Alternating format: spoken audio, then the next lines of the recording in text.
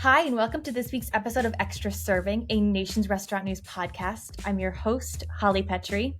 This week, we're going to be talking about Jack in the Box's drive-thru-only prototype. Considering the past 3 years, many brands have pivoted to off-premises only units, and this one by Jack in the Box has proven to work.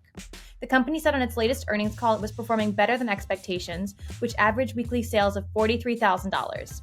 What does this mean for the future of both the drive-thru and off-premises only units in light of some casual dining chains closing their own prototypes? We will talk about it. Plus, we're going to be talking about Taco Bell and Taco John's. The two chains are in the news because Taco Bell wants to, quote, liberate Taco Tuesday. Taco John's, a 400-unit chain, owns the rights to the term Taco Tuesday in 49 states, with a small chain owning the rights in New Jersey. That's an interesting tidbit that we might discuss. I'm very interested in that. Taco John's also thanked Taco Bell for the free press, as the larger company outranks its adversary in terms of units by the thousands. Was this just clever marketing? Or who will come out on top here? Finally, we're going to be talking about Starbucks. Again, sorry. This time the chain is in the news not for its alleged union busting or more stores voting to unionize. It's quite the opposite. 3 Starbucks stores have filed for decertification with the National Labor Relations Board. What does this mean internally at Starbucks, and have they recovered their image? This week's guest is Shane Shibley, the corporate chef of First Watch. And now it's time to introduce my lovely co-host who I'm about to see in person. I am Sam Oches, editor-in-chief of Nation's Restaurant News. And I'm Leigh Zinsmeister, managing editor of Nation's Restaurant News. And now let's throw it over to this week's advertiser.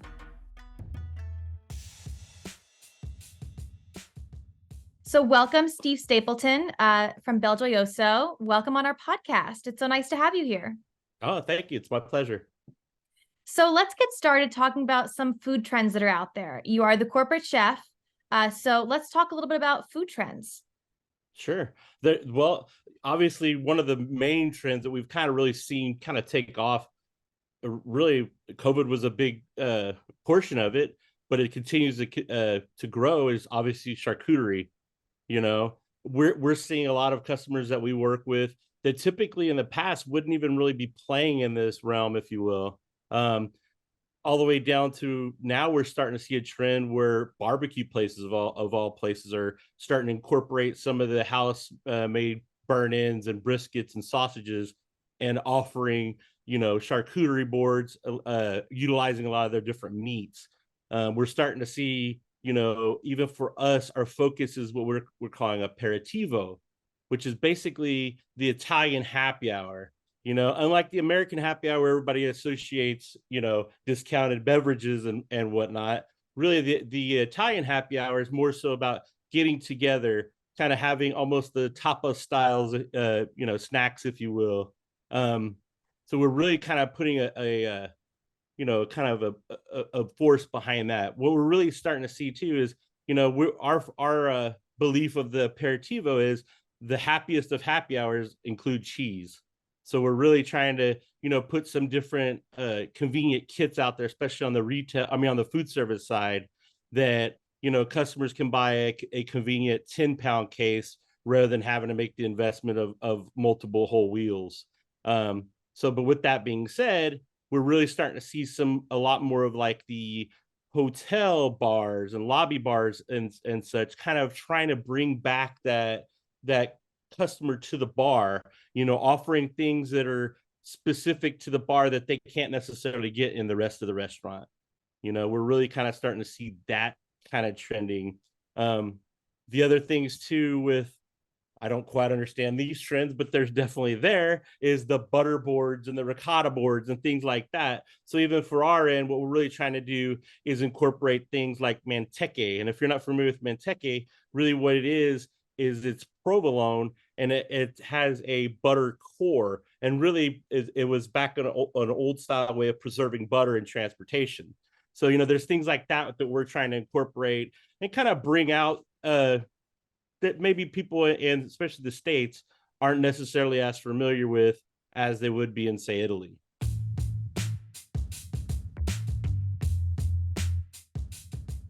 Guys, we're going to see each other so soon.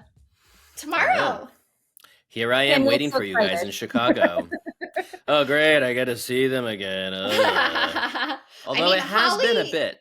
Holly and I could see each other in person more frequently if we came to the office at the same time. But That's we don't. true. That's very true. That's So. purely on you guys. I saw Leanne in March, but I don't think I've seen Holly since Christmas. Is that right?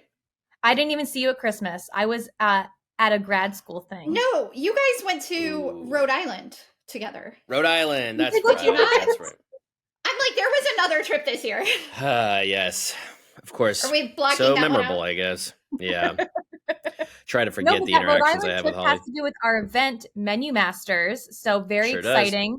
We have a whole new format this year. It's going to be really cool. So definitely be sure to attend Menu Masters, which is happening on Saturday, the day after this podcast airs. So if you're listening to this podcast later, you missed it. Sorry, but it was awesome. It was great. We had a blast. And awesome. For those who don't know, we did a cool video series. I don't know if we talked about that on this podcast, but we did a cool video series for Menu Masters this year, where the reason Holly and I were in Rhode Island was to go to Johnson & Wales in Providence, and we had some chefs who were our winners for Menu Masters this year cook up a new menu. Totally unique for Menu Masters that will be served at the celebration. It was a lot of fun, and we got some great video. I had to eat on camera, and it was not easy. I don't recommend.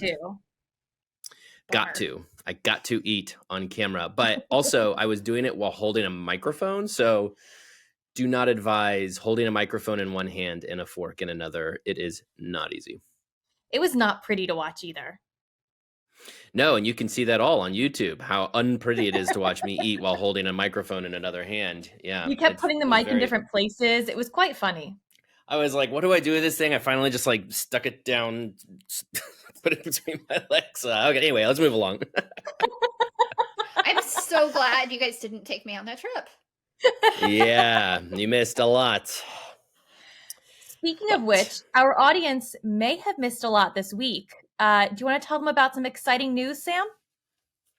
Sure. We are just a few hours past a major news announcement that our parent company, Informa, which is a global information services company based in London, they acquired Winsight, which owns our friends over at Restaurant Business Magazine, Technomic, the data firm, Restaurant Leadership Conference, and the National Restaurant Association show, which is the whole reason we're all going to see each other this weekend in Chicago. So all of our heads are spinning. It's been quite a few days since we all found out, and we're all pretty pumped because, we're bringing together the two titans of food service media here in Restaurant Business and Nation's Restaurant News, but also across our non-commercial verticals, our retail verticals. It's really bringing together the two best of the best. So very exciting news today. And we're looking forward to hitting the National Restaurant Association show floor this weekend with our new colleagues and getting the news out there. Hitting it by some force. We're going to really come out in droves this weekend. Yes. Yeah. Yes, we are now mighty for sure. If you're at the NRA show, come say hello. 1531 is our booth number. We'll be hanging out, recording some pods, doing some interviews, having some fun. So come say hello, come to Menu Master Saturday night, and come find us somewhere around Chicago all the other nights. If you want to join us for a podcast, you can email me at holly.petre, Petre, @informa.com, or Sam at sam.oches@informa.com. Not going to try and have them remember your name, Leanne, even though you are scheduled. Oh, man. Too many letters in Leanne's email. Email them, and they'll forward it to me, and I'll get you all set up. Yes, that's true. That is how it works, yes. I buried the lead here, though, Holly. I forgot to tell you, there is a Taco Bell a block from our hotel, so I just want you to know that. Oh my God, gasp. Because she never eats Taco Bell. I heard that Chick-fil-A was near the hotel, and so now I know There's that a Chick-fil-A. Jason buried the lead, that he didn't tell me that there was a Taco Bell there. Yeah, I walked about 10 blocks to go get some sweet green. That was my lunch today. I did as the urban dwellers do and went and got my sweet green, and I walked by Taco Bell and I walked by Chick-fil-A. Yes. I can't wait. I'm going to eat so much Taco Bell late at night. It's going to be insane. Because they notoriously never feed us at this thing. Mm-hmm. It's really hard to find food. We're always during so NRA weekend. hungry. Well, I mean, in the morning at like 2 a.m., you're pretty hungry. Well, You're no, gonna be it's up at 2 I'm a.m.? asleep. You're pretty hungry. Sam and I will be eating at Taco Bell. Oh, geez, no. That I believe. Nope. Got to turn it in by midnight. Got to get my beauty sleep. Yeah, we'll see. For the first time ever? Bets. Ouch. Oh. Leanne and I are both so That was incredulous. He's gonna be- Low-hanging fruit. I'm gonna get a pool Yikes. going. What time is Just Sam like the going to pool bed? that says, just like the pool that says that Sam's going to be the one who jumps into the water in Palm Springs. The actual pool, yeah. The actual pool. No, I'm going to get thrown in. That's what's going to happen. This is going to be a self-fulfilling prophecy, though. I got to stop talking about it because Yeah, I think you really somebody's do. going to get the idea from me. You guys think so little of me. Geez, everybody is such a critic. Because we've been out with you before. Precedent, So I maybe. like to have a good time. Jeez. So sue me. Maybe I'll see you while we're at Taco Bell at 2 a.m. I'll serve you up some papers. You're going to sue me at Taco Bell. Okay. Mhm. For taking you to Taco Bell at 2 a.m. Got it. Yeah. Should that It's gonna segue into our I was first about topic? to say, I was literally about to say, what a good segue into one of our stories. I set you up, Holly. There you go. I hit the ball out of the park. Nicely done. Thank you. So that segues perfectly into our story about Taco Bell, which is that they are trying to get the trademark to Taco Tuesday taken away from Taco John's. Taco John's will not give it up voluntarily, so they are trying to get it taken away from them, which I think is a little bold. This whole thing is very interesting because it plays out like a marketing move for Taco John's, but it's Taco Bell's strategy. And I just think that this is so interesting. I mean, Taco John's decided to run a promotion. They always run a Taco Tuesday promotion. They decided to run it all month long. So in the end, it seems like it was really great for Taco John's and not so much Taco Bell. But Taco Bell does really interesting marketing moves like this all the time. So I have to think that it's part of a bigger promotion for them. And this is just the first step. What do you guys think? Go ahead, Leanne. You go first. We're full of thoughts. So many thoughts. I had no idea that anybody had trademarked Taco Tuesday, and this whole story has made me laugh because I imagine everybody has some restaurant that they mentally associate with the phrase Taco Tuesday. For me, it's Tijuana Flats. And I would be curious to know how many people like actually think of Taco John's when they think of Taco Tuesday, although going forward, I certainly will. And coming home from work on Tuesday, I saw a sign outside a local independent restaurant that said, like, come on in, it's Taco Tuesday. And I'm guessing like every taco place in the country does that. And so it's got us talking, which, you know, is always the point of these market. I mean, every time Taco Bell does anything, we talk about it. And so they're onto something. That's because I love Taco Bell so much. That's right.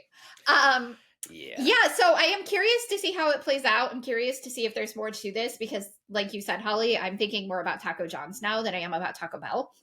It makes me think of when Chipotle sued Sweet Green over the name of that menu item, and Sweet Green said, okay, we'll change it. And then everyone was talking about Sweet Green, which, of course, that wasn't like a marketing thing. I think that was like a legitimate lawsuit, but it was just funny the way we all like talked about Sweet Green after that instead of about Chipotle.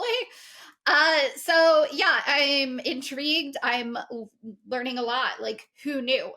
I mean, I don't know much about this. What's the point of a trademark if like every other restaurant is also using the same phrase? So yeah, I'm curious to see what happens next year. Just a side note, that entree at Sweet Green is one of their top 5 performing foods because of this whole controversy. There you go.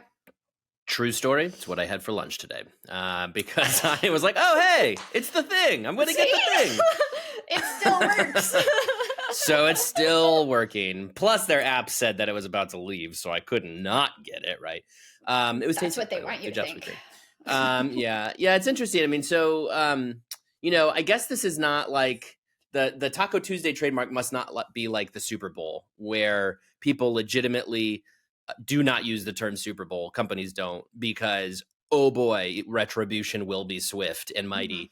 Mm-hmm. And I feel so stupid every January, February when we're writing about the big game, you know, which is so profoundly dumb. But whatever. So to me, it seems like Taco John's must have just owned that trademark maybe in a friendly way. I don't know. It's like they're the ones that get to enforce it. Like if they want to go after people, they can, and they don't, to my knowledge. Maybe they will now. I don't know. But so in some ways, it almost like feels like Taco Bell poked a bear there because now everybody knows Taco John's owns that trademark.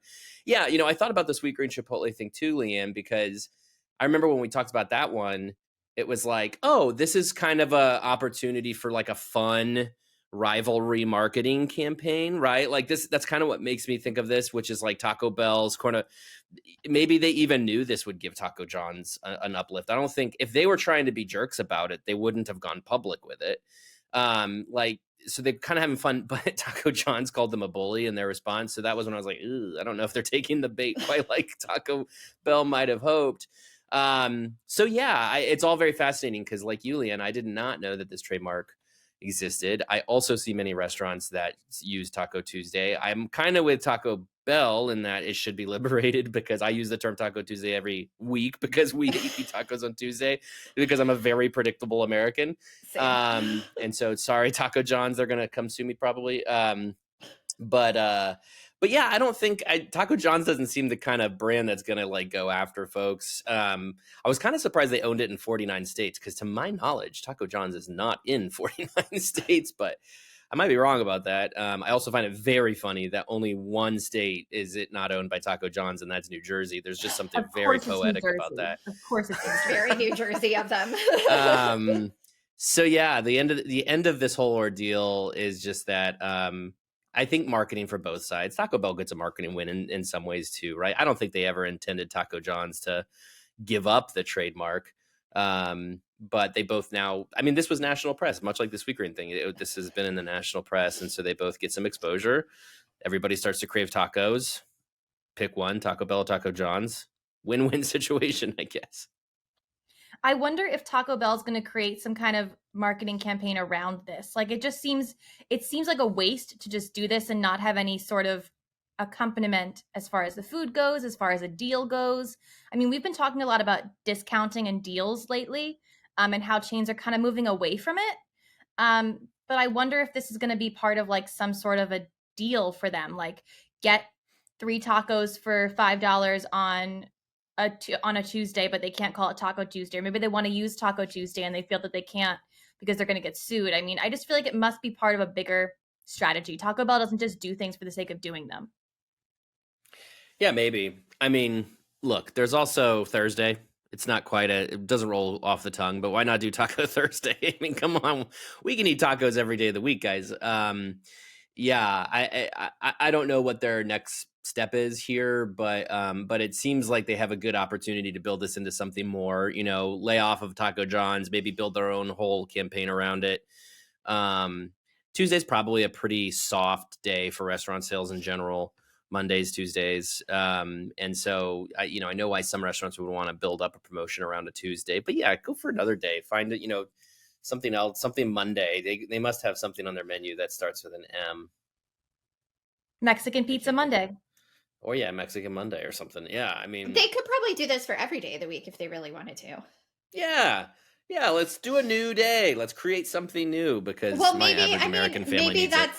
Maybe that's coming. Like maybe they do this and then in a week they launch that and it's like, well, we couldn't do Taco Tuesday, so come in for whatever. Pizza Monday, Fajita Friday. Yeah.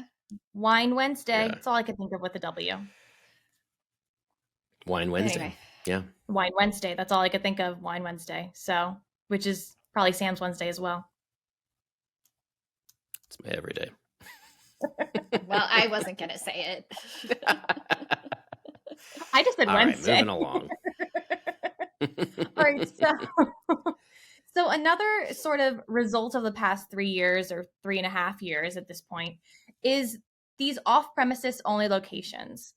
So Jack in the Box developed a brand new one, and they are seeing great results from it. I mean, they just said it on their Q2 earnings call that it's making $43,000 a week, which is pretty impressive for a drive-thru only restaurant.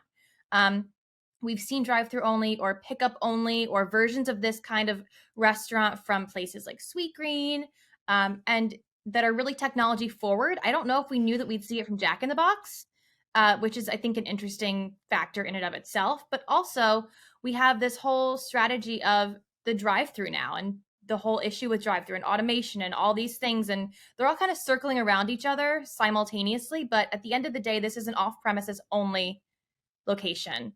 We've also seen casual dining chains close off-premises only locations. Do they only work for QSR? I have several questions for you guys. Who wants to tackle one Was first? that all of them? Okay, let's just try to go through these all at once. Yeah, I mean, the numbers for this were really impressive. It was like 43,000 a week, which, if I'm doing math correctly, is somewhere between 2 and 3 million annualized. Jack in the Box probably just doing, I'm guessing Jack in the Box AUV is somewhere between 1 and 1.5 million. So if you have a restaurant doing 2 to 3 million, obviously that's super impressive. But most importantly, they said that this unit was 20%. I think it was a 20% cost reduction to build out this unit versus a standard Jack in the Box, as I understand it. And so this is a huge win for them because it's a smaller footprint. It's a more flexible footprint. So those two factors mean that they can find new real estate that perhaps couldn't previously hold a standard Jack in the Box. It's cheaper to build and it makes more sales. I mean, talk about efficiency, right? You know, you spend less money and you make more money. Now, to answer your question, can only QSR do it? I think the answer might be kind of yeah. You know, in the middle of the grand last couple of 3-year event that we all went through, that I don't want YouTube to censor me for saying, we had all these casual dining brands, to your point, Holly, opening these, you know, off-premises only units or opening drive-thrus or whatever it was.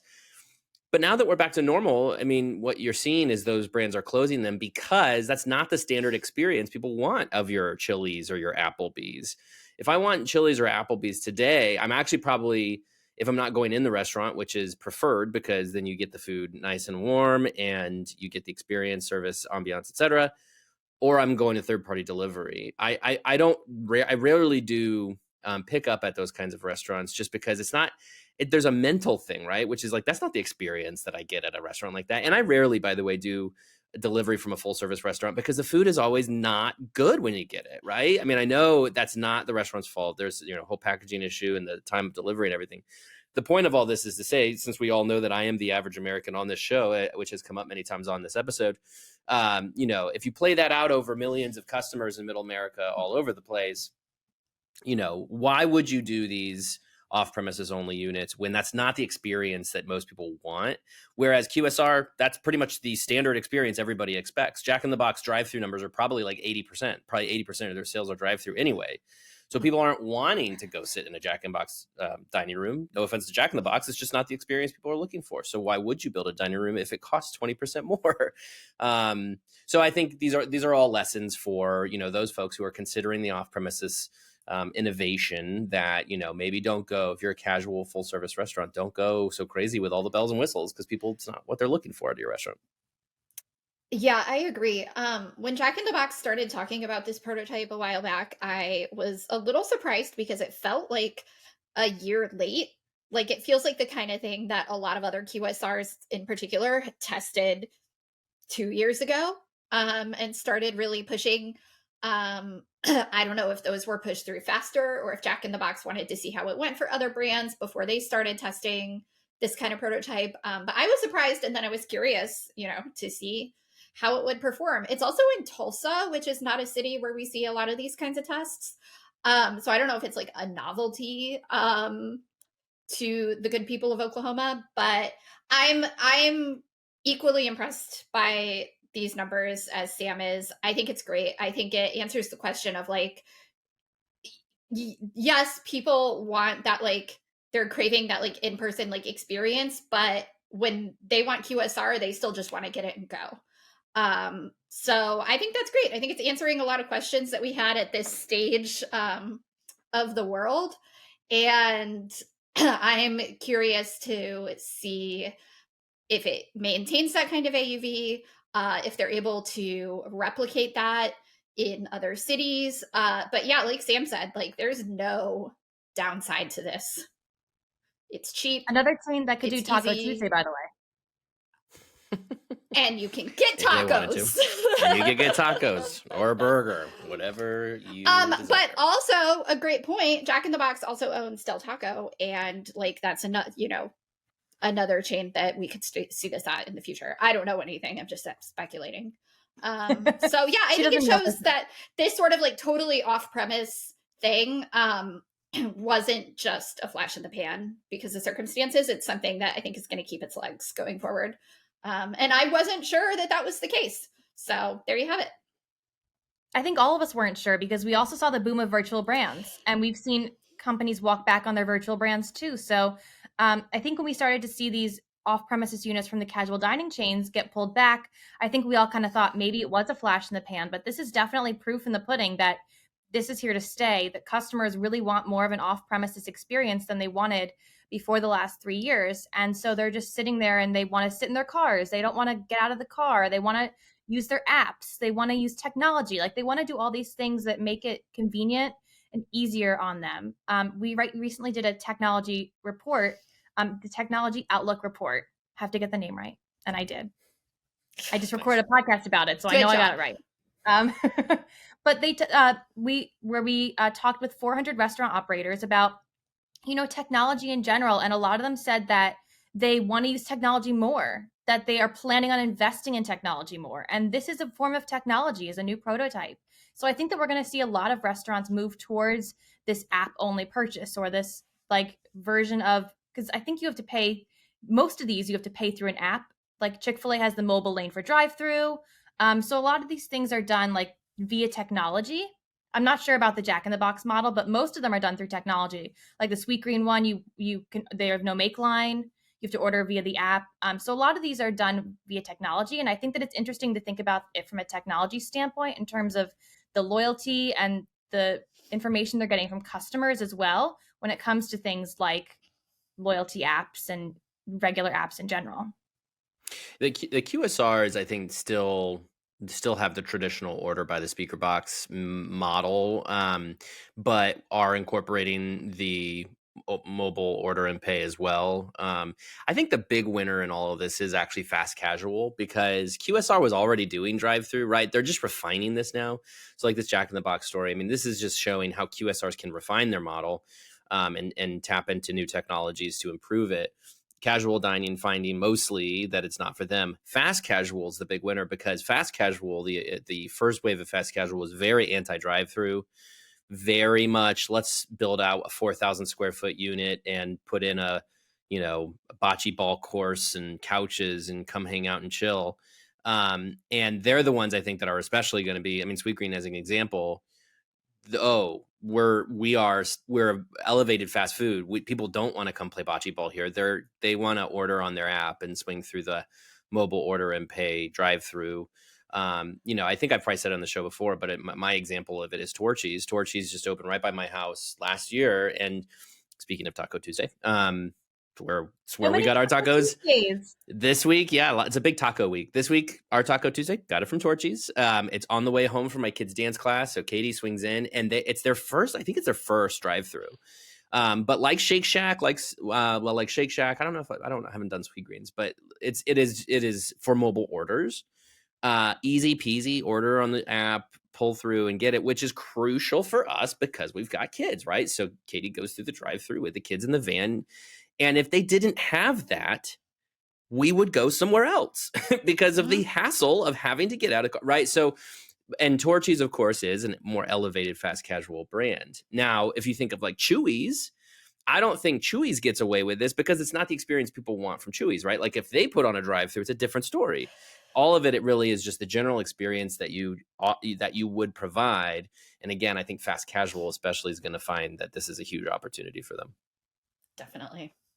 I'm very curious to know how the Smoky Bones drive-thru is doing, because they invested in a drive-thru model, and I'm very curious to know how their drive-thru is doing. Well, and they do your standard. You can order at the drive-thru, not just a mobile order ahead. So you're right. I mean, that would be a good proof of concept if you could make something like that work. But maybe their menu, it's different than Chili's. and where it's mostly meat. I don't know.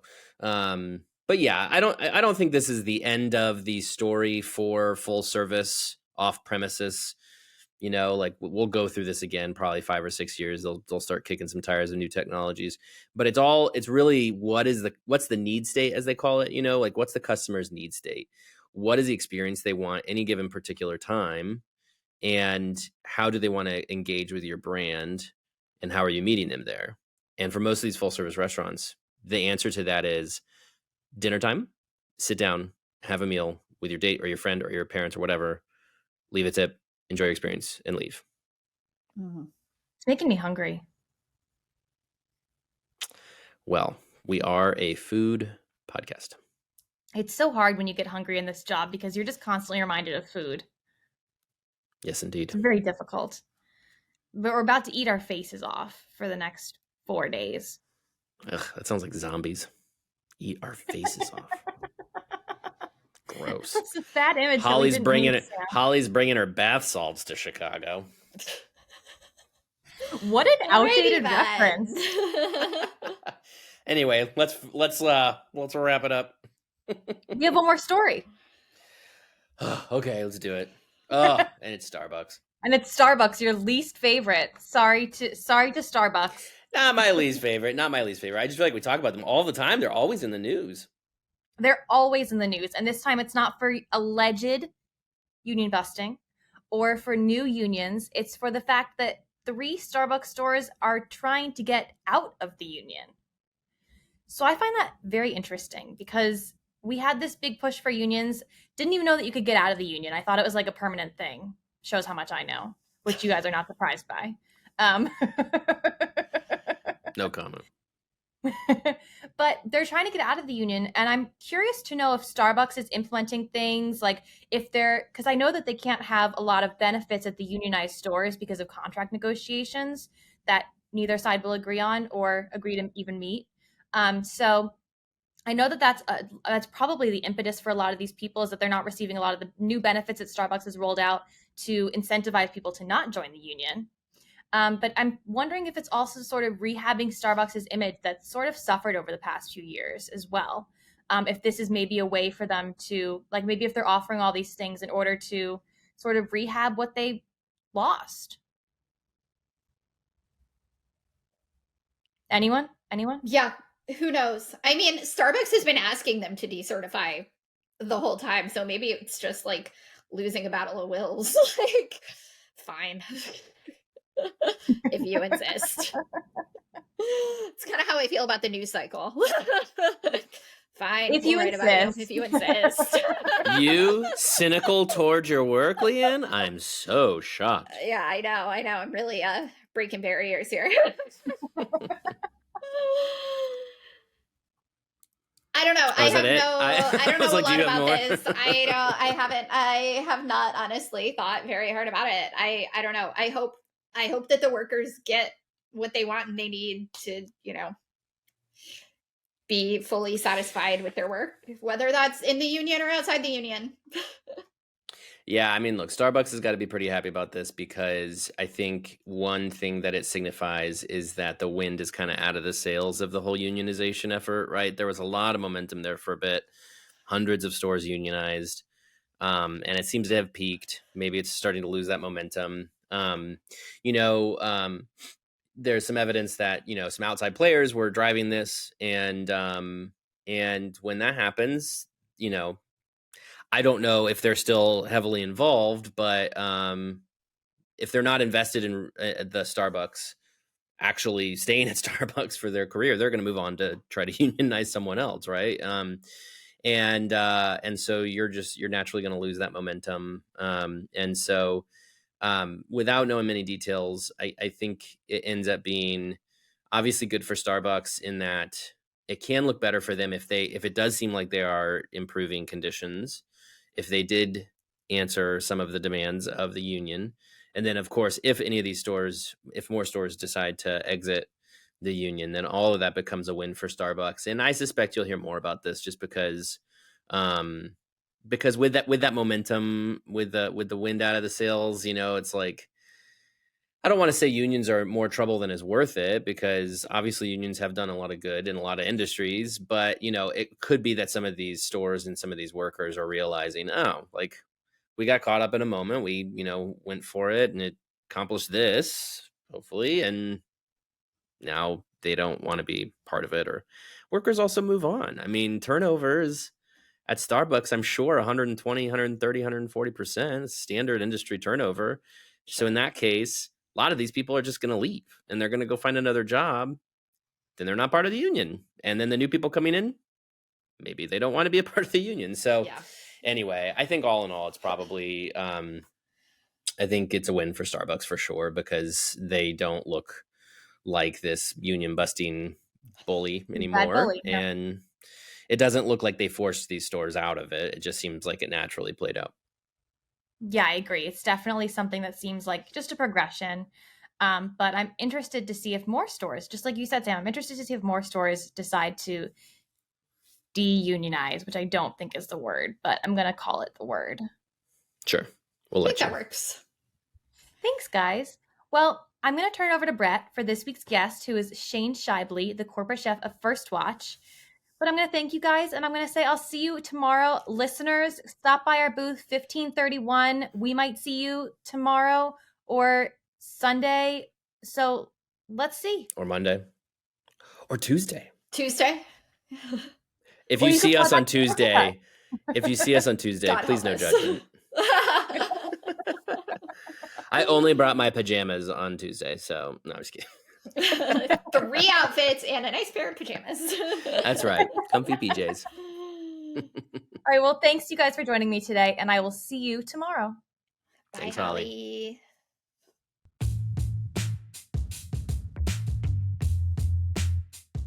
So welcome, Steve Stapleton from Belgioioso. So, I heard you mention charcuterie, tapas, aperitivo. It sounds very global. What are some of the things that you guys feel make your company so global? Well, one thing that's unique about us, is even though we are a U.S. produced company, our owner, Enrico Arricchio, him and his family came over, and when they came over, basically our company started in 1979. And when we started, we brought 2 master cheesemakers with us, Mauro and Gianni. We're still involved with the company today. And one thing we've done is we've stayed true to everything, as far as down to the recipe as the way it was being done in Italy. One thing too is, there's a lot of shortcuts out there that are being done by a lot of other cheese manufacturers, to try to drive down the price of the item. One thing we are very much all about is quality. Our owner, his philosophy is always, everything we do has got to be what's best for the cheese. We're not going to put any fillers. We're not going to put any binders. What is it going to be that's going to get us the best quality product, and consistent from here moving forward? That's always going to be, anything we do, it's always going to be what's best for the cheese. Can you talk about sort of the global trends that are happening in the cheese arena? You sort of mentioned a little bit of it with the ricotta boards, the butter boards that are happening, but also charcuterie raising on menus, which is really interesting, and the aperitivo movement. Can you talk about how you guys are global in terms of cuisine? Sure. Well, obviously the biggest thing with us having more of an Italian roots, that's always going to be the side that we're going to lean to more so. But when you look at cheese as a category, everybody's trying to do different protein sources. Everybody's trying to figure out ways to, still get that protein, but maybe not with consuming as much, meats. And so we're starting to see that lean in. One thing you'll see, obviously, with our cheese, especially when you talk about Parmesan, Asiago, some of those cheeses, they really are global. They are kind of fitting into the South American, the Brazilian. They're starting to incorporate a lot more Parmesan. I know when you look at our brand as a whole, it's just as well known in Central and South America as it is here in the States. Obviously too, with us being, still a U.S. produced company, we're also very big into the export side. So right now we're touching about, I believe it's 48 different states currently, countries, sorry, 48 different countries currently. And then we also just started going into companies as far away as Australia. So very, very, very different dynamic as far as, the clientele and how you work with them and what their, requirements are. We're very, like I said, keeping that in mind, obviously the fact that we are a very clean label company, the average consumer, the average, clientele, I mean, the restaurateur is becoming much better educated in what's basically considered a clean label and what truly is a clean label. Working with different companies out there that have tighter parameters, we're very environmentally savvy. And whenever you look at what we do, it's everything. When that truck hits the door, we want to be able to say, hey, that milk, we want to utilize every portion of it that we possibly can. Not only from hey, we're doing what's right for the cows and for the milk, but it's also how are we affecting the environment? All of our plants, you walk in, everything is, motion activated, lights turn off, lights turn on. When we talk about that milk, when we actually are going through the make process, we'll separate the curds from the whey, and we'll take that whey and we basically will incorporate it, back. We run it through UV filters. We basically incorporate that into our brining process. It's our clean down water. So like 99.8% of that milk is utilized. We do things like obviously sell away some of the proteins and things like that. Obviously, with the the protein shake business is obviously insane. That's obviously part of what we sell away to other companies as well. But I mean, as far as, our global stance, we try to do all we can to do what's best for the, not only for our generations, but for future generations. You talked about being in 48 different countries, which is amazing. Congratulations. But it's also brings up the question of supply chain. You talked about how you guys are environmentally friendly, how you're talking about getting from every ounce out of the cow. I mean, how does that work when it comes to the supply chain, which has been wonky to say the least for the past 3 years? Yeah, one thing I will say about us here at Belgioso, all through COVID, we made a lot of adjustments at the very front end. We kind of saw what was happening over in Italy. And, like I said, the Orecchio cheese company in Italy is still part of the family. We're very much involved and noticed what they had going on. So what we did, we actually reacted on the front side. Fortunately, a lot of the cheese we make is fresh cheeses anyway. So we have that milk supply coming in regardless. So what we actually did, we took some of that milk supply and we basically stopped making a lot of the fresh product that, because obviously, especially on the food service side, orders really tanked during COVID. So we basically took that milk. We still wanted to keep our farmers whole. We still wanted to keep everybody still moving in the right direction. So what we did is we actually took that milk source and we shifted it over to things that we knew we were going to have to age out anyway. Parmesans, provolones.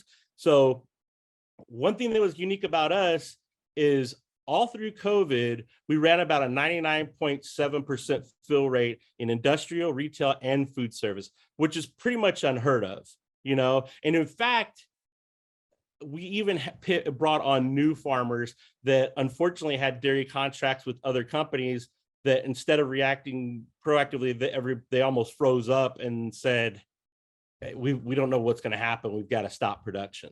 So, and again, as long as those farmers were willing to, meet our expectations and our parameters that we set forth, we do pay our farmers a higher premium than really anybody else in the state for that reason, because of some of our parameters that we have in place. But once we had those farmers set up and going, hey, we pretty much continue business as usual. Like I said, we were very fortunate in the fact that obviously the retail business went kind of insane. And then the other thing for us, the industrial side, the restaurants that were looking for things that were pre-packaged and pre-made, that became a much bigger segment for us than it ever has in the past. So even now, we're really still seeing that business continue to kind of blossom, if you will.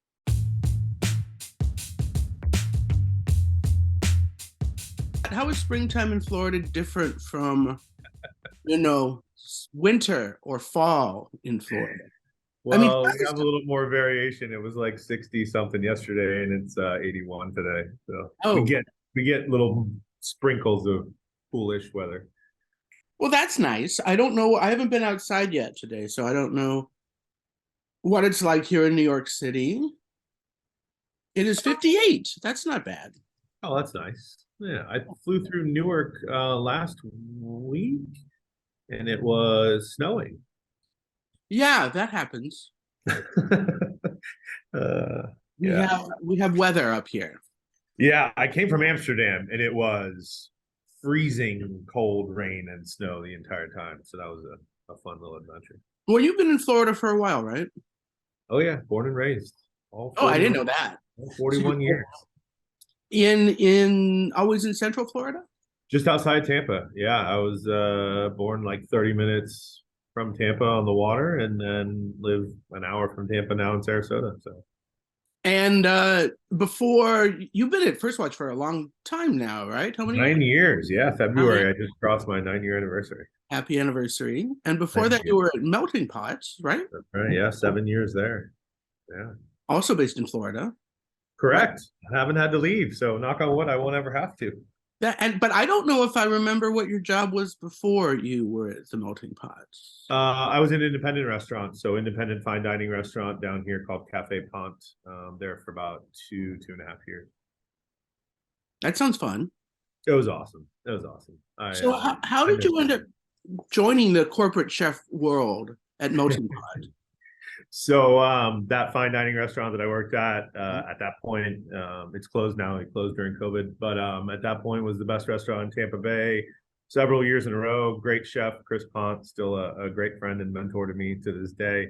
And the owners of Melting Pot used to go there for dinner, and they love bringing suppliers and different people and potential franchisees. And they developed a relationship with Chef and asked him if he would be their corporate chef. And he was like, I don't have time for that. I have 2 of my own restaurants. But there's a young man in the back who's pretty bright. You should probably talk to him. And Chef came to me and said, hey, cut your hair. I had a bleach blonde mohawk at the time. And he said, cut your hair and go buy a nice shirt. You should talk to these guys. And I was like, absolutely not. Do I look like I belong in the corporate side? I have no interest whatsoever in that. I want to run lines. I want to run your restaurant. And he's like, this could be the biggest opportunity of your life. I was 25 years old. And so I cut my hair and bought a nice shirt and sat down with them. And they were like, listen, here's the opportunity. I think we had 80 restaurants or so at that time. And they explained the job. And I was like, that's kind of cool. That's interesting. I've always liked both sides, like the art side, but also the numbers side of the business. And so they're like, listen, we'll try it for 3 months. Chef said he'll give you your job back if it doesn't work out, on either side. And you basically have nothing to lose. And again, I was 25 years old. It was my birthday. I was 25 years old when I took that phone call, and I haven't looked back yet. So do you ever think, oh, dang, I could be a fine dining chef working 22 hours a day and not making any money? I mean, I think about it, but yeah, I've been very fortunate in my career, and some great doors have been opened for me by several mentors along the way, and I took the opportunity and walked through them. So I love my job. I love what I do. I love spending time with my family. I don't believe I would probably have said family if I had stayed. Just knowing what the industry does to people, and restaurants being my first love, I would probably be successful, but I don't know that I would have the same family life that I do today. And your job now is a 9-to-5 job, right? More or less? Well, I mean, come on, Brett. If my eyes are open, I'm working. I come to an office. Yes, I have an office that I come to relatively frequently and work, what would be considered office hours. But I do get to travel a ton and spend time with suppliers and out in the fields, talking to our growers and in our restaurants, opening new restaurants. Like, I love all of that. I love every little bit of what I get to do today. And First Watch is a great brand, so happy to be here through all the growth. We had 114 restaurants when I started 9 years ago, so we're knocking on the door of 500 here soon. So Whoa, I didn't realize you'd gotten that big. Nice going. thank you, thank you. And also, like anyone who works at First Watch doesn't work insane hours, right? Because you're only open until what, 2 in the afternoon? Yeah, 7 a.m. to 2:30. So all of our employees out in the field get to be home with their families as well and cook dinner or coach their soccer teams or whatever it is. So yeah, we have a pretty solid gig going for all of us. Do you think that the cooks at First Watch then go home and make dinner for their families? Oh, for sure. Some of them. Yeah. Yeah.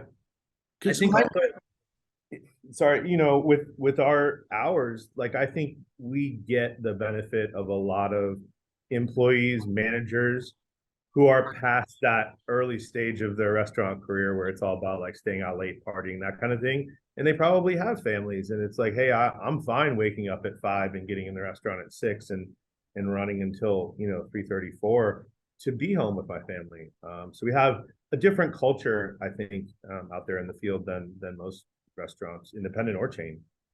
Yeah, I was just wondering if they go home and cook, because I hear many stories of chefs who don't want to cook when they're not working. I always did. I don't know. It's a different animal. Like when you're cooking on the line and you're in the heat of service, that's a different feeling than the relaxing feeling of cooking at home for 2 people or 4 people. True, that's for sure. Although the only restaurant cooking job I ever had was making pizza at a little 3-unit chain in Denver. So I never did that, hardcore line cooking stuff. Yeah. But I just made lunch before I signed on. I had some striped bass that I just seared in olive oil with salt and pepper and made some zucchini that I sauteed with garlic and yeah, it's enjoyable, right? It's relaxing. We just got off spring break with our family, all my wife's cousins. So there's 5 families, 10 adults, 9 children, all in the same house for 5 days. And I cooked 4 out of those 5 nights. And everyone's like, "Hey, you don't have to cook tonight." I'm like, I want to. Like, cooking for 19 people is not a big deal, right? You've done service for 50 or 300, whatever. 19 is nothing. So I love it. It's still fun for me. And you don't have to worry about food costs. Don't have to worry about food costs, and honestly, you don't have to worry about cleaning up, which is fantastic. So like I cook, plate, and eat, and then hang out with my kids and play, and somehow the kitchen got cleaned every night. I'm not sure what happened, but I wasn't there for it. That's nice when that works out. So where did you guys go? I feel like if you live sort of in your part of Florida, maybe Disney World, it doesn't have the attraction that it does for everybody else. It certainly does not. There's nothing relaxing about taking your family to Disney. Well, that's cool.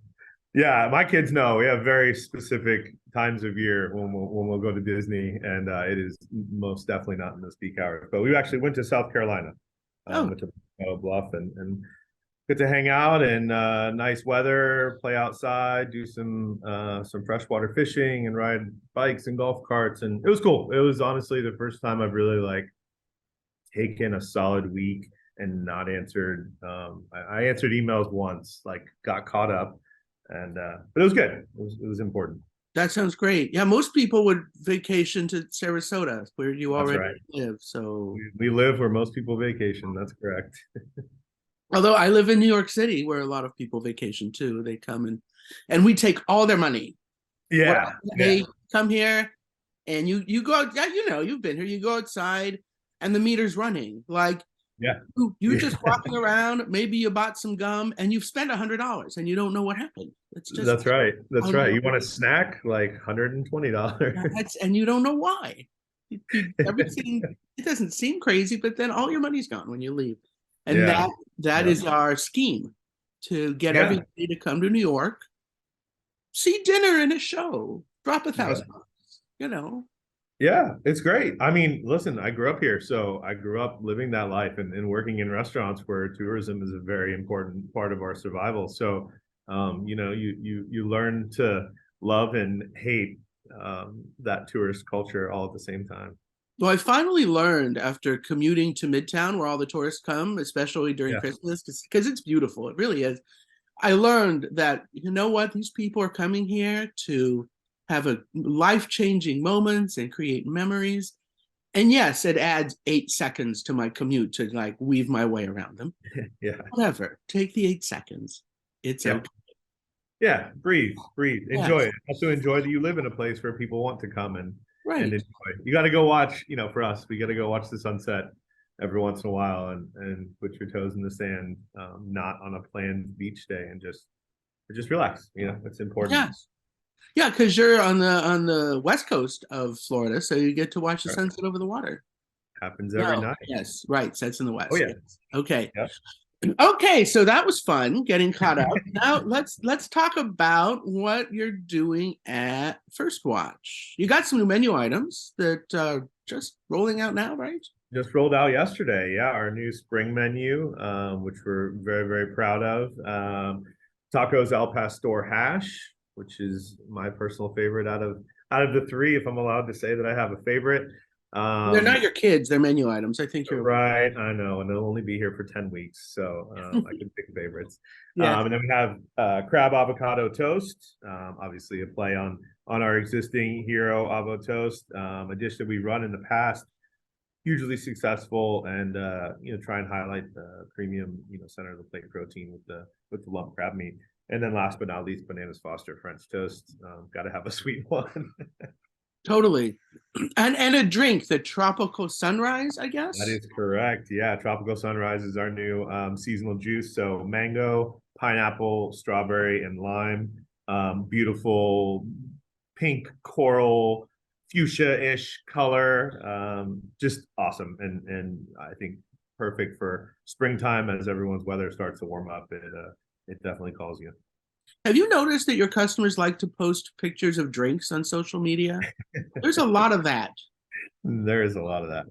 We love it. We play to that. We build these drinks, these juices, thinking like, it isn't the number one box that we check, but also, should there be a garnish? How will this photograph? What's it going to look like on Instagram? It's always in the back of our mind. And we've had some fun ones over the years, obviously with Purple Haze and changing color, and morning meditation with the layers, and you'll see some fun stuff that we're tapping into. I would say the independent restaurant or high-end bar culture for some of the garnishes in a couple juices later on this year. So it's fun. It's things that you don't normally see at a chain, which I love.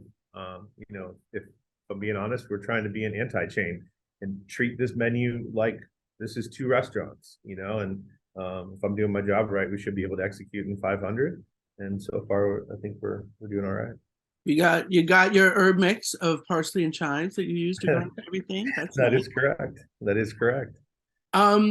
So how is it different to develop menu items for a 500 unit chain? It seems like such a mundane question for chain restaurant chefs because you all know, but nonetheless, yeah. Tell us anyway. So for me, it's always been about balance, right? Yes, I'm a chef, and yes, I've been in the restaurant industry since I was 14 years old. But you have to balance out your creativity and the excitement and the desire to do cool, exciting, fun, on-trend stuff with the reality of supply chain, the reality of a QA food safety department, the reality of actually executing this day in, day out in 500 restaurants. That's a lot of hands and a lot of people that's going to touch. So I always, have held my supply chain team partners in very high regard. I'm not that chef. I wasn't brought up to be that corporate chef that goes, well, you have to bring this truffle oil from the side of X mountain in Italy, or it's not going to work. That's ridiculous, right? There's a ton of different truffle oils, so taste them and pick the right one. So I think, I've always thought about that balance and the importance of keeping that top of mind as we develop menu items. And sometimes I'll push a little bit harder, but I also take great pride in knowing who to call for certain ingredients. So I involve myself so much on the sourcing and on the supply chain side to ensure that I've already paved the way, right? I've already taken the first few steps I know if the product is available on a national scale. Is it in, Dot Foods or US Foods or in our produce network, making sure that we can get something before we even start heading down the road of development. I think that's an important part of the partnership and the culture here at our corporate office that doesn't always exist, based on what my peers tell me in other brands. Well, yeah, it makes sense to understand at the beginning, can it be done? Can Although it be done? a lot of corporate chefs will create first a gold standard and then kind of go from there.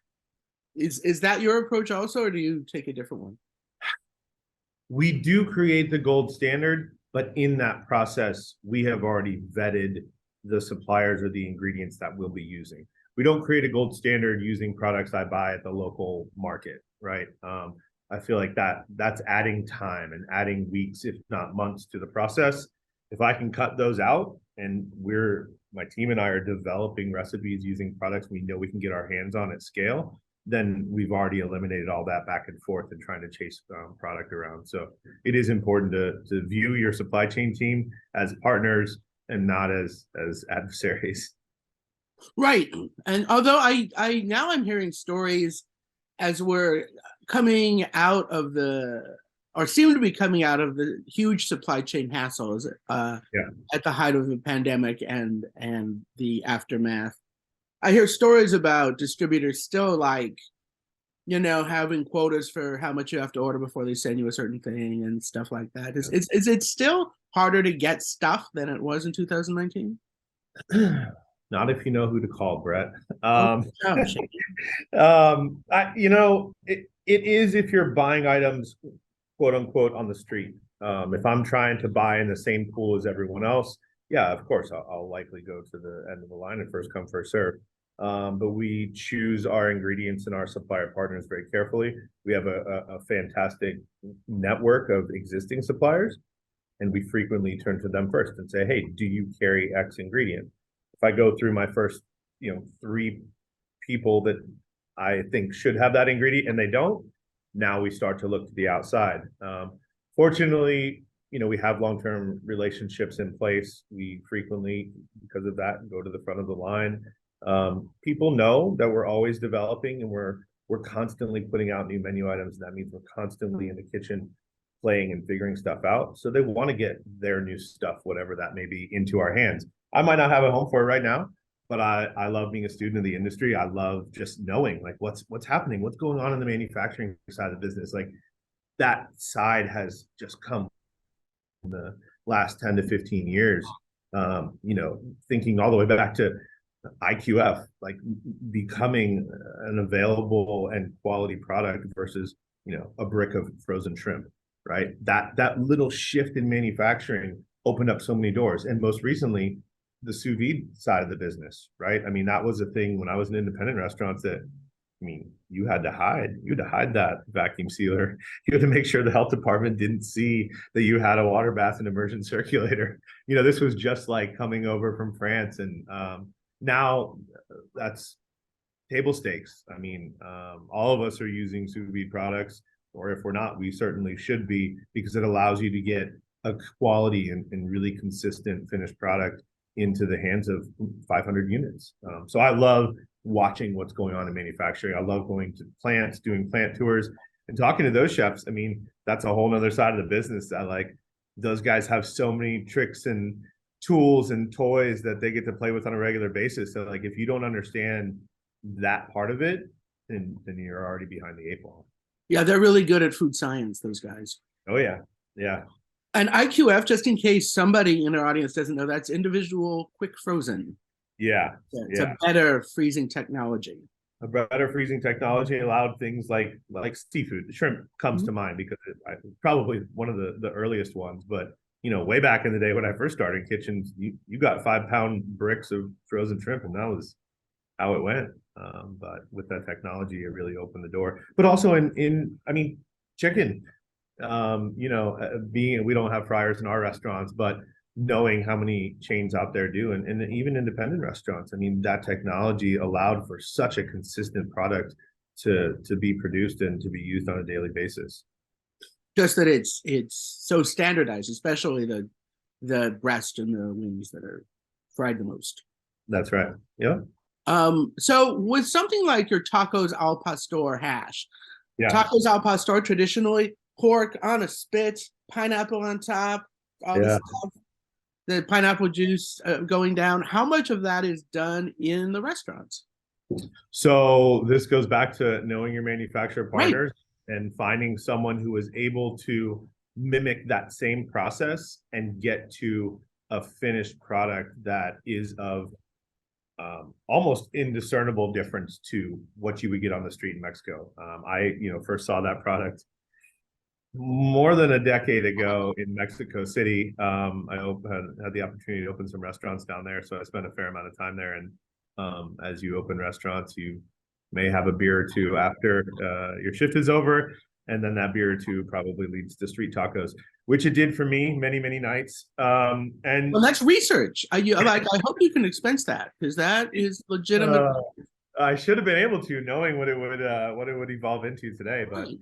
Yeah, and you're absolutely right. So slices of pork loin marinated in this delicious al pastor sauce, and then stacked up on a spit, and pineapple on top, and then slow roasted and shaved off, and put right into tacos. So we found a manufacturer who was able to mimic that process. In our restaurants, we are mixing that with our house seasoned potatoes, just like we use in all of our hashes, fresh cut pineapple, and then kind of seasoning it with al pastor sauce as well. So it's a relatively simple build. But like those flavors, and when they come together and you eat that dish, I'm smiling now.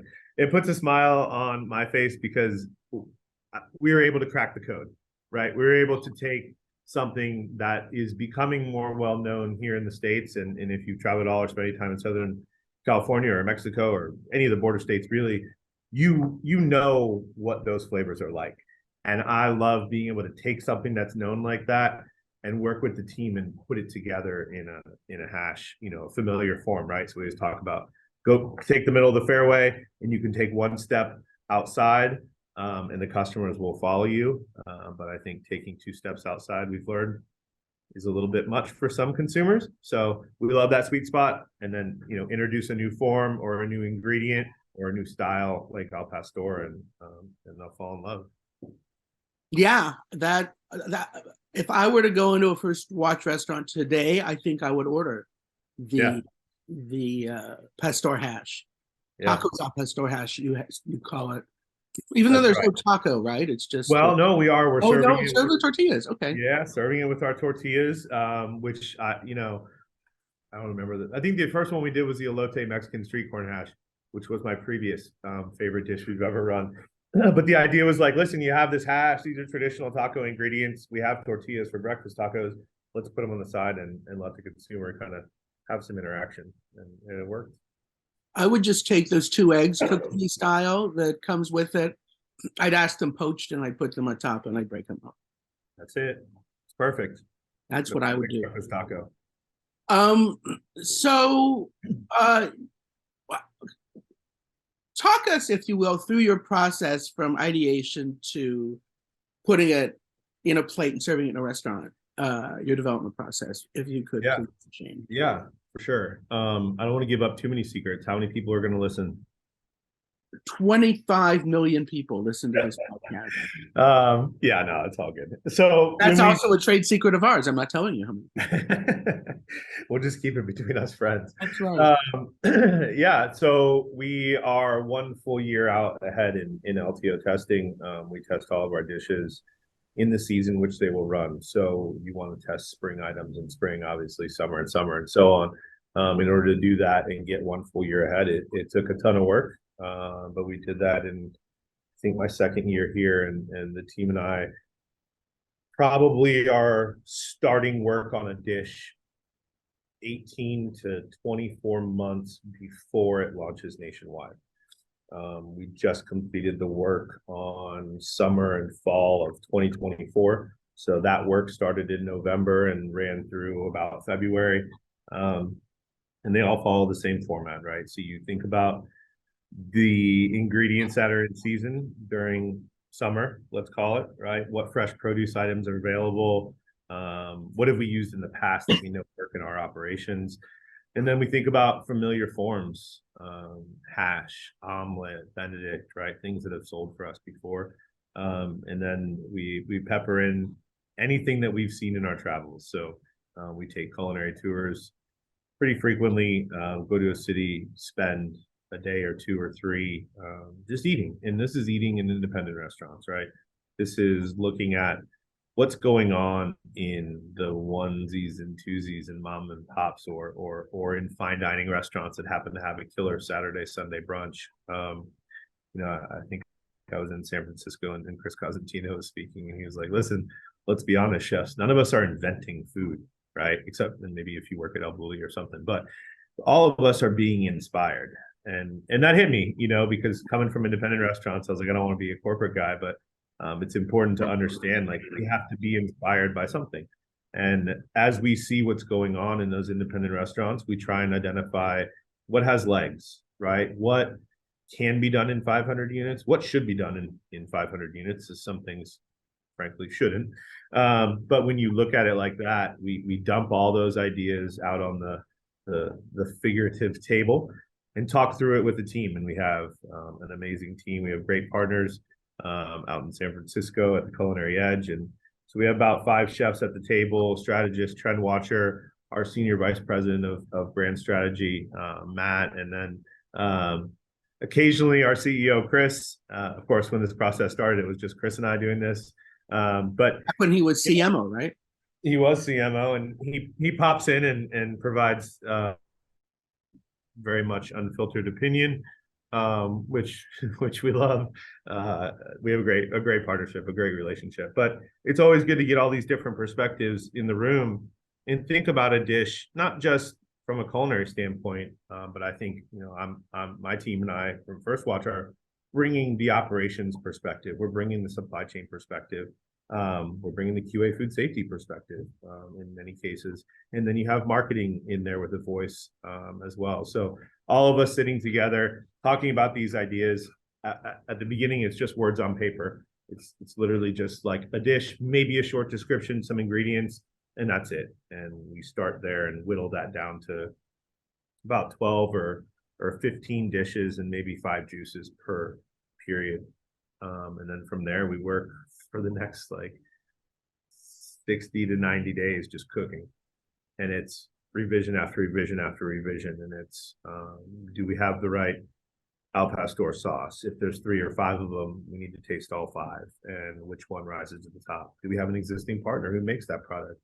And then through that process, we refine each one of those dishes and have a big sit down showing. Marketing's not involved in any of that process, right? They're involved in the initial decision, the choices of the dishes we're going to cook. Then we go to work and cook. Then we have a showing and sit down with Chris and Matt and the team at TCE and taste through all of them. Sometimes an exciting discussion will ensue because we all have different perspectives and different reasons for falling in love with the dish. And then we write them all up on the board and we build LTOs from there. So if we tasted 3 hashes, we're not going to run an LTO with 3 hashes.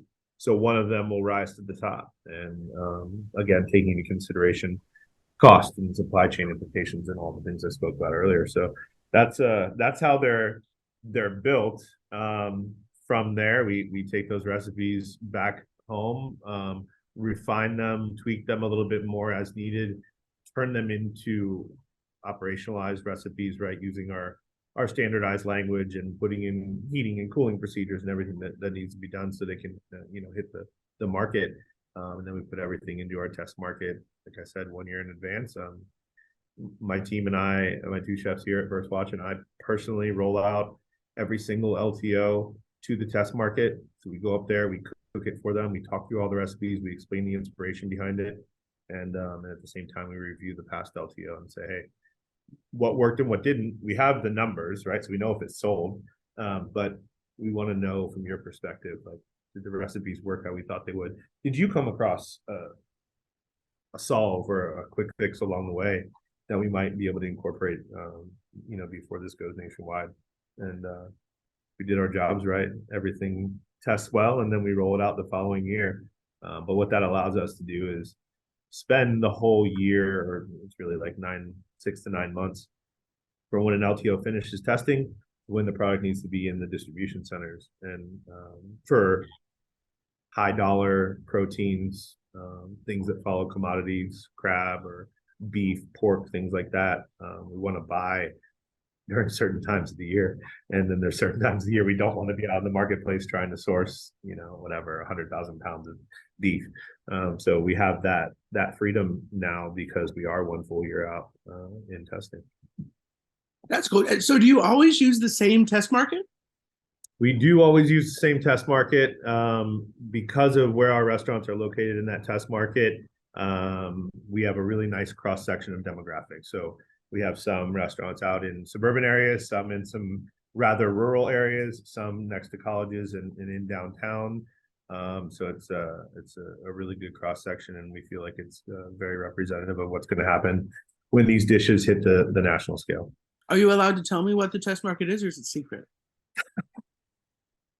It's okay. Yeah, maybe we'll keep that a secret for now. Okay. So during lockdown, at the beginning of the pandemic, a lot of restaurants used that now overused term pivot and started rolling out things like really fast and quickly. And we're like, we used to spend 2 years developing a menu item. Now we're going to do it in 6 weeks. What do you see as the advantage of having like a full year between test and rollout? Yeah. Well, during COVID or the lockdown period, we were very fortunate to be down here in Florida. Our COVID ended summer of 2020, and we began to get customers back in restaurants in the fall of that year. So we were able to.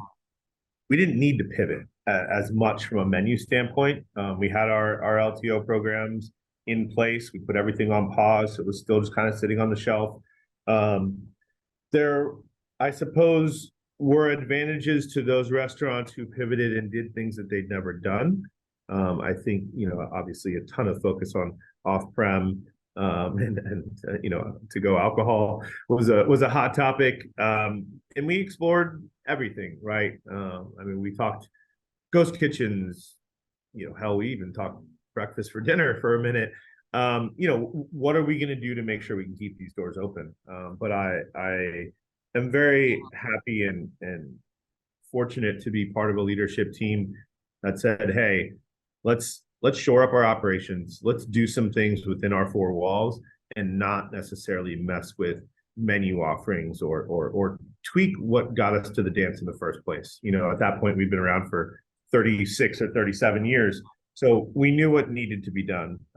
And we actually took that opportunity to install printers in all of our restaurants, really shore up some of our IT, which, these are projects that would have taken 9 months, and we turned them into 1 month projects, which, kudos to all of my brothers and sisters here at the corporate office for leading their teams through that. But so I think as opposed to pivoting menu wise, we pivoted operationally, and we pivoted and invested in our restaurants, and we pivoted and invested in our employees. I think that was, one of the biggest and greatest things that we did as an organization. We ended up closing all of our corporate restaurants for an entire period. So P5 2020, we registered 0 sales, but that was with intent. We wanted all of our teams to go be with their families, to rest, knowing that this thing will end, and when it ends, we want you to be ready to come back and hit the ground running. And I think our track record and our sales and traffic that year certainly proved that it was the right call, but I know that it was a very difficult call that Chris had to make. Obviously, we all stood by him and worked so hard during that time. There's a lot of time spent in the restaurants. It was tough, but it came out. Yes. So. Yeah, I spent 13 months in my apartment, which I did not love. But join the club. Yeah. And here we are now. We got through it, apparently. So, excuse me, how important is seasonality to you guys? You clearly it's a factor if you're planning things like a year in advance. Yeah. In part, I'm sure, because that's what's in season, that's what you're going to use. Yeah, absolutely. First Watch was founded in Northern California, Salinas, Monterey, California. So on the doorstep of the salad bowl of the U.S., if you will, right? And the initial idea was to have a healthy, leaning restaurant, but not a health food restaurant, right? And by focusing on fresh seasonal produce, we were able to have an inherently fresh concept that wasn't really being done back then. So I lean a lot on that, and I'm super proud that we're able to carry that torch and really focus on what's in season, right? We juice fresh every single day in all of our restaurants: Fuji apple, English cucumber, kale, beets, turmeric, and then whatever happens to be in season. So obviously our fresh juice program leans heavily on strawberry and pineapple and blueberry and all things that can go through that juicer. But also, as we're thinking about the savory items, what produce is available to us? So I mentioned the elote street corn hash, as being my favorite LTO that we've ever done. Like, that summer sweet corn is only that beautiful and sweet for a very specific time of year. You shouldn't, I suppose you could, but you shouldn't run that dish in December, right? It's not the same dish. And so for me, and I really encourage the team, like, think about what we see in our travels. Think about what we have growing here in Florida. It's the winter strawberry capital of the world here in Tampa. Like, we have all this beautiful stuff. We should be highlighting that during those certain periods. And yeah, we can get X item year round. But just because you can, should you? Probably not. That's been our philosophy. Like, listen, some things are great and the growers are doing an amazing job all over the country, but we kind of coined this term, follow the sun, and we lean pretty heavily into it, especially on juices and on our LTO program. Also, I think the consumer wants certain ingredients certain times of year. I'll tap into our friends at Starbucks, right? They figured out that people want pumpkin spice. With pumpkin spice latte. Now none of us can ever get away from it. But that, I don't know that was prevalent in the early 2000s. From a chain restaurant standpoint, it's always been prevalent in independent restaurants. And I think back to my time there, and chef would send us with cash. And go to the market, buy whatever you see that looks cool, and we're going to make something with it. And like, that mentality, I guess, has always kind of stuck with me, and we share that that vision through our whole entire culinary team. And if we're going to say we're doing seasonal menus, they should actually be seasonal menus as much as they possibly can be.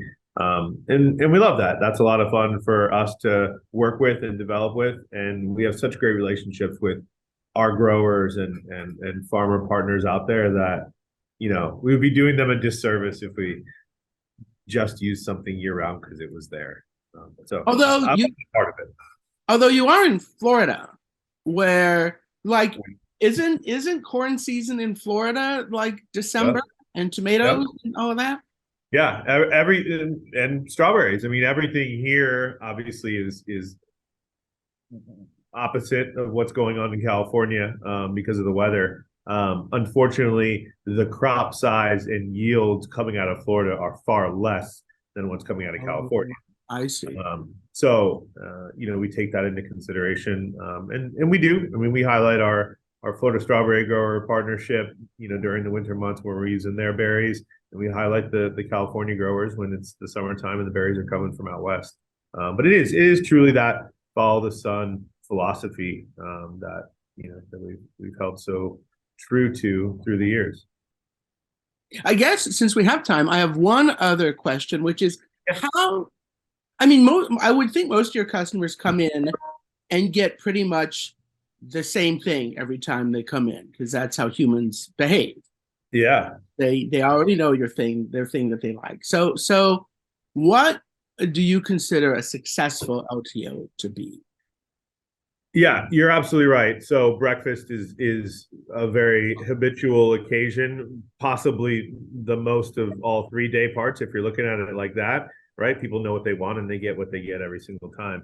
What we find, we're no different. I mean, LTOs are a part of our business, right? It isn't the only thing that we're doing, and we don't, shy away from the traditional breakfast or the trifecta, right? So pancake, meat and eggs, avocado toast, like these items are always going to be in the top 3 slots.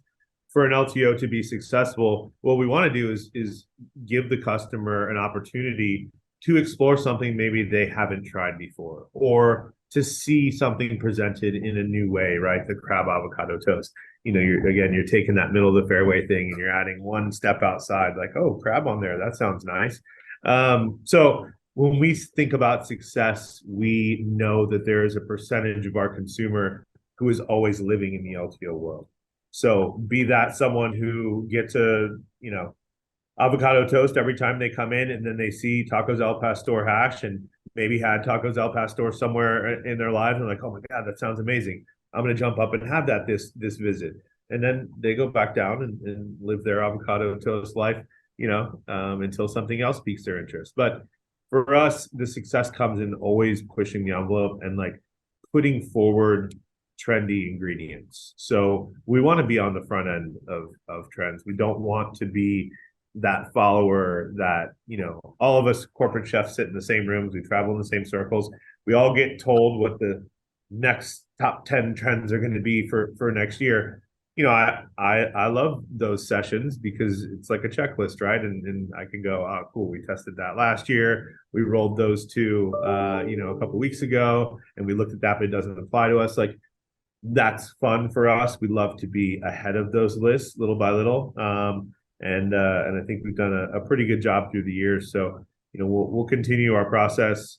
Hopefully nobody steals our secrets and can catch up to us at this point. Well, they're never going to know what your test market is, so you're safe. Right. Okay, well, thanks a lot for taking the time, Shane Shibley. It's always good to see you and hang out, and I hope we get to do it in real life again soon. So, yeah, absolutely. I appreciate you thinking of us and thinking of me, and we will, Brett. We travel in those same circles as well, right? You sit in the rooms with me. Yes. We've had a beverage or two out there in the wild. Yes, sometimes I tell you what the trends are. That's right. And then you tell me what the trends are, and we all win. It's a good dichotomy we've got going. Right, exactly. All right, well, let's do it again soon. But for now, go back to work.